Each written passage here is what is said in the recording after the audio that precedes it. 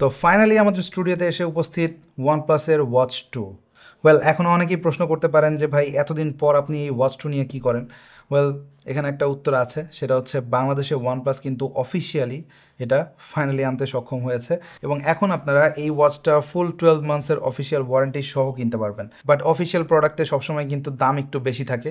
তো এটার দাম আসলে কেমন এবং সেই প্রাইস বিবেচনায় আসলে ওয়াচটাই বা কেমন।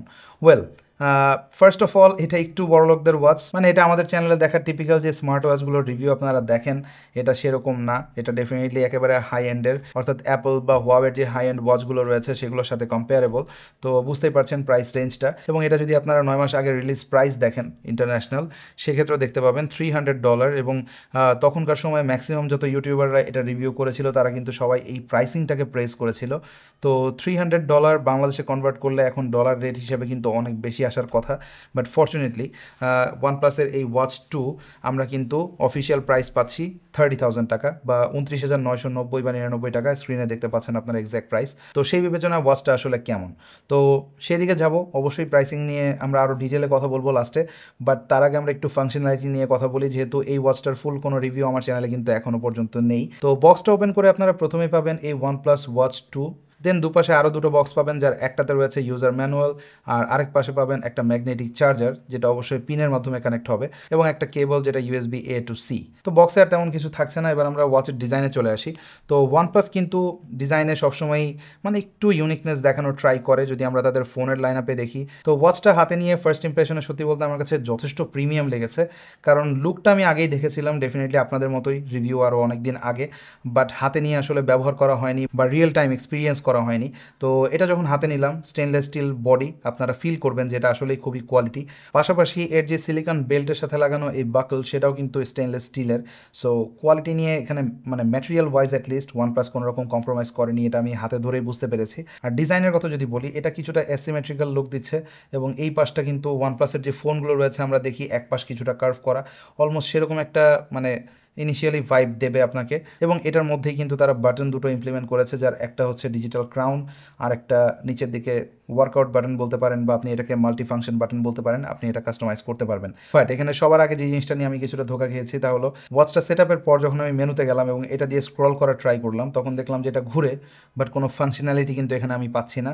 অর্থাৎ এটা শুধু ঘুরবেই, এটাতে আপনি কোনো রকম স্ক্রলিং সুবিধা পাবেন না, যেটা আমরা একেবারে 3-4 হাজার টাকার ওয়াচেও কিন্তু এখন দেখে অভ্যস্ত। তো এই ব্যাপারটা আমার কাছে মিসড অপরচুনিটি মনে হয়েছে, যদিও ওয়ানপ্লাস বলছে যে লেস মুভিং পার্ট, মানে এটার বিল্ড কোয়ালিটি ভালো এবং লং টাইম আপনি এটা ব্যবহার করতে পারবেন কোনো রকম সমস্যা ছাড়া, যেহেতু এটা 5 ATM ওয়াটারপ্রুফ। বাট এটা আমার কাছে খুব বেশি হজম হয়নি, কারণ এটা কিন্তু অনেক ব্র্যান্ডেই আমরা দেখতে পাচ্ছি এর থেকে বেটার ওয়াটার রেজিস্ট্যান্স দেওয়ার পরও তারা কিন্তু ক্রাউনটাকে অবশ্যই ডিজিটাল করছে এবং সেটা কিন্তু স্ক্রল করা যায়। এনিওয়েজ, এটা ডেফিনেটলি একটা মিসড অপরচুনিটি। বাট এই ওয়াচটা যখনই আসে মার্কেটে, তখন কিন্তু সবথেকে বড় হেডলাইনিং ফিচার যেটা ছিল তা হলো 100 আওয়ার্স ব্যাটারি লাইফ। কারণ আপনারা জানেন এই ধরনের যে স্মার্ট ওয়াচগুলো রয়েছে বা এটার যে কম্পিটিটর লাইক অ্যাপল ওয়াচ বলি, অ্যাপল ওয়াচ আলট্রা বলি, স্যামসাংয়ের যে হাই এন্ড ওয়াচগুলো রয়েছে স্যামসাং ওয়াচ আলট্রা, বা আমরা যদি হোয়াওয়ের ওয়াচগুলো বলি, সেগুলোর প্রত্যেকটাতে কিন্তু আমরা দেখতে পাই যে মানে ব্যাটারি লাইফ নিয়ে একটা স্ট্রাগল সবসময় থাকে। আমরা যদি অ্যাপল ওয়াচের একেবারে আলট্রা 2 এর কথাও যদি বলি, সেটাতেও কিন্তু মানে 2 দিন টেনে টুনে হয়তো ব্যাটারি লাইফ আপনি পাবেন। আর 3-4 হাজার টাকার যে স্মার্ট ওয়াচগুলো আসলে আমাদেরকে 15 দিন বা 7 দিন 8 দিন ব্যাটারি লাইফ অফার করে, সেগুলো আসলে মানে একেবারে ট্রু স্মার্ট ওয়াচ ফিচার কিন্তু থাকে না সেগুলোতে। লাইক জিপিএস অনেক সময় অনুপস্থিত থাকে, বা থাকলেও সেটা প্রপারলি কাজ করে না, বা সেগুলোতে প্রসেসিং পাওয়ার এতটাই লো থাকে যে আসলে পাওয়ার কনজাম্পশন একেবারেই থাকে না। তো এইসব কারণে দেখা যায় সেগুলো এত ভালো ব্যাটারি লাইফ অফার করতে পারে, বাট আপনি হাই এন্ড ওয়াচগুলো যখন দেখবেন তখন দেখতে পাবেন যে সেগুলোতে ব্যাটারি লাইফ কিন্তু খুব বেশি থাকে না। তো সেসব কারণে ওয়ানপ্লাস যখন 100 আওয়ার ব্যাটারি ক্লেম করে, তখন কিন্তু মার্কেটে বেশ একটা সাড়া পড়ে গিয়েছিল। তো এটা ওয়ানপ্লাস আসলে অ্যাচিভ করতে পেরেছিল কীভাবে, এটা নিয়ে আমার মনে হয় অলরেডি আপনারা অনেকেই জানেন। যারা জানেন না তাদের জন্য বলি, এটাতে বেসিক্যালি দুটো চিপসেট ব্যবহার করা হয়েছে। একটা হচ্ছে একেবারেই মানে টুকটাক আপনার যে বেসিক কাজ সেগুলো করার জন্য BES 2700, আর আরেকটা চিপসেট হচ্ছে W5 যেটা স্ন্যাপড্রাগনের। আর এটার সাথে এটাতে অপারেটিং সিস্টেমও রয়েছে অ্যাট এ টাইম দুইটা, একটা হচ্ছে Wear OS 4, এছাড়াও আরেকটা লাইট ওয়েট অপারেটিং সিস্টেম আপনাকে আপনার যে রেগুলার কাজগুলো লাইক আপনার ছোটোখাটো নোটিফিকেশান বা আপনি ঘড়ি যখন অন করছেন টাইম দেখার জন্য, তখন তখন ওই অপারেটিং সিস্টেমটা রান করবে এবং ওই চিপসেটে রান করবে যেটা লো পাওয়ার কনজিউমিং, যার কারণে আপনার ওভারঅল যে ব্যাটারি লাইফ সেটা কিন্তু ফার বেটার হবে কম্পেয়ার টু অ্যাপল ওয়াচ বা ট্র্যাডিশনাল যে স্মার্ট ওয়াচগুলোতে আমরা দেখি 2-3 দিন ব্যাটারি লাইফ থাকে সেগুলোর তুলনায়। তো এটা আসলে কতটুকু অ্যাচিভ করতে পারলো? ওয়েল, এটা মানে অলমোস্ট আমি বলবো 80% অ্যাচিভ করতে পেরেছে, কারণ ওভারঅল আমি এই ওয়াচটা গত প্রায় 3-4 দিন যাবত ব্যবহার করছি অ্যাজ মাই ডেলি ড্রাইভার, এবং এটা ডেফিনেটলি আমার অ্যাপল ওয়াচ থেকে ফার বেটার ব্যাটারি লাইফ আমাকে অফার করছে অলরেডি। আর যদিও আমার অ্যাপল ওয়াচ প্রায় 4 বছর আগে, তো এটাতে ব্যাটারি লাইফ অলরেডি খুবই বাজে, একদিনও টেনে টুনে যায় না।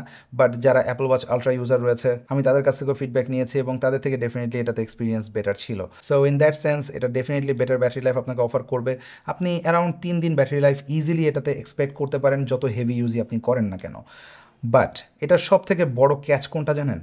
I don't know Y OnePlus এটাকে লিমিট করেছে শুধুমাত্র অ্যান্ড্রয়েড ডিভাইসে। এটাতে কিন্তু আপনারা আইফোন ইউজাররা ব্যবহার করতে পারবেন না, কারণ এটাতে যেই অ্যাপটা দিয়ে কানেক্ট করবেন ফোনের সাথে ও হেলথ, সেটা কিন্তু শুধুমাত্র অ্যান্ড্রয়েডে অ্যাভেলেবল, আনফর্চুনেটলি iOS-এ না। এবং এটা যে শুধুমাত্র মানে OnePlus করছে তা না, আপনি অনেক ওয়াচই দেখতে পাবেন হাই এন্ডের যেগুলো আসলে iOS-এ কম্প্যাটেবল না। আই ডোন্ট নো ওয়াই, এটা ইচ্ছে করে লিমিটেশন দিয়ে রাখে কিনা, কারণ অ্যাপলও কিন্তু সেম কাজটাই করে। আপনি অ্যাপল ওয়াচ কিন্তু কখনোই অ্যান্ড্রয়েডে ব্যবহার করতে পারবেন না। সো এই ভাইস ভার্সা গেমটা সত্যি বলতে আমার একেবারেই অপছন্দনীয়, কারণ আমি একজন Apple user, at the same time আমার কিন্তু অ্যান্ড্রয়েড ফোনও অনেক বেশি ব্যবহার করতে হয়। বাট এই একটা ড্রব্যাক ছাড়া সত্যি বলতে এই ওয়াচটা আমাকে সব দিক থেকে ইমপ্রেস করেছে। ফার্স্ট অফ অল এটার কমফোর্ট নিয়ে কথা বলতেই হবে। এটা 47 মিলিমিটারের একটা ওয়াচ এবং এটার ওজন সম্ভবত 82 gram, if I am not wrong. তো এটা আমি যখন পড়ছিলাম আমার কাছে মনে হচ্ছিল, আমি সাধারণত বড় ওয়াচ খুব একটা পছন্দ করি না পার্সোনালি, আর ভারী হলে তো সেটা একেবারেই না। বাট এই ওয়াচটা সিলিকন বেল্টের সাথে ব্যবহার করে আমার কাছে মনে হয়েছে যে মাঝে মাঝে ভুলেই যাচ্ছিলাম হাতে কিছু রয়েছে, এতটা কমফোর্টেবল এটা ফিল করায়। ইভেন আমি রাতে ঘুমিয়েছি কয়েকবার স্লিপ ট্র্যাকিংয়ের জন্য, এবং এটা দিয়ে আমি সেন্সর ডেটাগুলোও ট্রাই করছিলাম দেখার। তো সেই সুবাদে বলতে পারি এটা আমার পরা one of the most comfortable watch, যেটা আপনি লং টাইম পরে থাকতে পারবেন। আর যেহেতু স্মার্ট ওয়াচ ব্যবহার করার একটা অন্যতম কারণ হচ্ছে ফিটনেস ট্র্যাকিং, তো এতে আমি আমার রেগুলার যে ফিটনেসগুলো রয়েছে সেগুলো ট্র্যাকিং করার ট্রাই করেছি, এবং আমি প্রতিদিনই ব্যাডমিন্টন খেলি অলমোস্ট, তো এতে আমি ব্যাডমিন্টন ট্র্যাকিং করেছি। এবং আমি যদি আমার ডেটাটা শেয়ার করি এখানে, এর যে অ্যাপ সেটার ফিটনেস সেকশনে গিয়ে আমি কিন্তু খুবই ওয়েল ডিটেইল ডেটা পাচ্ছিলাম, অ্যাজ ইউ ক্যান সি। এতটা আমি আমার অ্যাপল ওয়াচেও কখনো দেখি না সত্যি বলতে। এটাতে যেমনটা দেখতে পাচ্ছেন আমি কতক্ষণ ব্যাডমিন্টন খেলেছি, কত পরিমাণ ক্যালোরি বার্ন করেছি, এগুলো রেগুলার ইনফরমেশন, এগুলো সব ওয়াচেই থাকে। বাট এটাতে খুবই প্রিসাইজ ছিল আমার কাছে মনে হয়েছে, এবং একই সাথে কতগুলো সুইং করেছি। তাছাড়া এখানে দেখতে পাচ্ছেন আরও বেশ মানে অ্যাটেনশন টু ডিটেল রয়েছে, লাইক আমি টপ সুইং কত স্পিডে করেছি, 77 কিলোমিটার আওয়ার। যদিও এটা কতটুকু accurate I have no idea, but এটার ইনফরমেশন এখানে রয়েছে। পাশাপাশি লংগেস্ট র্যালি, অর্থাৎ অ্যাট এ টাইম কতগুলোর শর্টস আমি খেলেছি, যেটা র্যালি বলি আমরা, তো সেটা কতগুলো হয়েছে সেটা 10টা দেখাচ্ছে এখানে। ইভেন এখানে ব্যাক হ্যান্ড ফোর হ্যান্ড কতগুলো শট খেলেছি সেগুলোর ডিটেলও রয়েছে। আই ডোন্ট নো এটা কতটুকু অ্যাকিউরেট, বাট এতটা অ্যাটেনশন টু ডিটেল কোনো একটা ডেটাতে আমি প্রিভিয়াসলি কোনো ওয়াচে পাইনি, ইভেন অ্যাপল ওয়াচেও না। তো এটা আমাকে অবশ্যই ইমপ্রেস করেছে।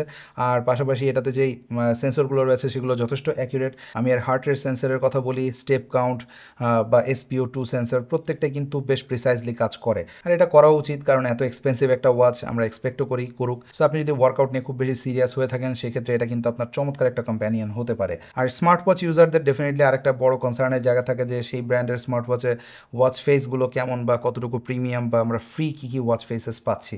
তো যেহেতু প্রিমিয়াম ওয়াচ, সো এটার সাথে কিন্তু ওয়াচ ফেসও প্রিমিয়াম থাকা উচিত। তো আমরা যদি এর ওয়াচ ফেস গ্যালারিতে যাই, এখানে আমরা 100+ ওয়াচ ফেসেস দেখতে পাবো যেগুলো ফ্রি, এবং এখানে কিন্তু বেশ প্রিমিয়াম কোয়ালিটির ওয়াচ ফেসেস রয়েছে। যদিও আমার পছন্দের প্রত্যেকটা ওয়াচ ফেসে OnePlus-এর ব্র্যান্ডিং ছিল, যেটা আমার পার্সোনালি খুব একটা পছন্দ হয়নি, বাট ওভারঅল ওয়াচ ফেসগুলো কিন্তু বেশ প্রিমিয়াম, এটা আপনাকে বলতেই হবে। আর ডিফারেন্ট ওয়াচ ফেসেসের সাথে কিন্তু আপনি ডিফারেন্ট অলওয়েজ অন ডিসপ্লেও পাবেন, যেটা আবারও একটা প্রিমিয়াম ওয়াচের ফিচার, যেটা আমরা এখানেও পাচ্ছি। আর হ্যাঁ, এই ওয়াচটা যখন ফার্স্ট টাইম মার্কেটে আসে তখন অনেক রিভিউয়ারই কিন্তু কমপ্লেন করেছিল যে এটার যেই নোটিফিকেশন সেটা একটু ডিলে করে আসে, যেহেতু ডুয়েল অপারেটিং সিস্টেম রয়েছে, ডুয়েল চিপসেট রয়েছে। বাট এখন রিসেন্টলি একটা আপডেট পেয়েছি আমি, বাট এই ওয়াচটা বের হয়েছে প্রায় অনেক দিন হয়ে গেল। সো এখন কিন্তু এইগুলো আপডেটের মাধ্যমে OnePlus অনেকটাই ফিক্স করেছে। সো আপনি যদি এখন নোটিফিকেশন দেখেন একেবারে স্প্লিট সেকেন্ডে কিন্তু নোটিফিকেশনগুলো চলে আসে। আর আরেকটা ব্যাপার এই ওয়াচের যেটা মেনশন না করলেই না, তা হচ্ছে এর vibration feedback, which is absolutely amazing. এছাড়া সেন্সর ডেটার অ্যাকিউরেসির কথা একটু আগেই বললাম, এটাতে আমি স্লিপ ট্র্যাকিং করে দেখেছি, মোটামুটি বেশ অ্যাকিউরেট রেজাল্ট দেয়। তো সব মিলিয়ে 30,000 টাকায় আমার মনে হয় আপনারা যারা একেবারে প্রিমিয়াম সেগমেন্টের কোনো অ্যান্ড্রয়েড স্মার্ট ওয়াচ খুঁজছেন তাদের জন্য OnePlus-এর এই ওয়াচ 2 অফিসিয়াল মার্কেটে ডেফিনেটলি একটা বার্গেইন আমার মতে। বাট তারপরও কিনবেন কিনা সেই ফাইনাল ডিসিশন হ্যাজ অলওয়েজ আপনাদের। তো এই ছিল বেসিক্যালি OnePlus Watch 2 নিয়ে বিস্তারিত। ভিডিওটা কেমন লাগলো অবশ্যই কমেন্ট সেকশনে জানাবেন। ভালো লাগলে লাইক অ্যান্ড শেয়ার করবেন, ভালো না লাগলে কেন লাগেনি সেটাও জানাতে পারেন কমেন্ট সেকশনে। দেখা হবে পরবর্তী কোনো ভিডিওতে। টিল দেন, আল্লাহ হাফেজ।